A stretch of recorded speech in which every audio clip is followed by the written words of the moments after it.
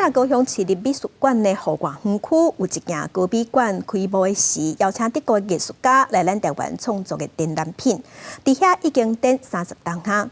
最近是互工作人员发现讲，顶头的钢板互人摕石头乌白撸甲一丝一丝。高美馆伫昨下晡已经去报警察。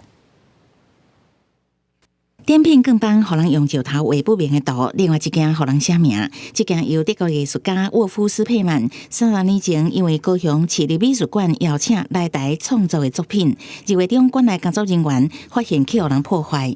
当这大个艺术品啊，不可以的。那边有那10块我捡的那个，就是在上面。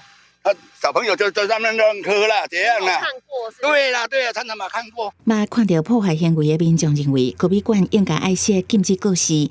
看已经徛伫园区30年的作品，互人破坏。高美馆嘛赶紧找专家小心程度克分，不过也是小可当看到破坏痕迹。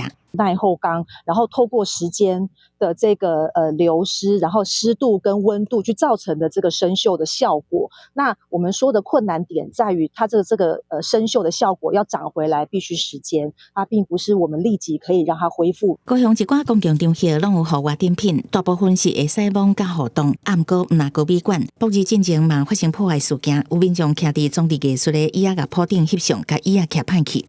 这些艺术品需要靠大家的一起维护，东西才能够使用的更长久。会使卡里无代表会使随便破坏。高美馆测试下晡已经甲警方报案 ，AI 伫园区使用规范特别标示，若是有掠到现行犯会报警，搁提告求偿，嘛呼吁民众发挥公德心，共同守护珍贵的艺术品。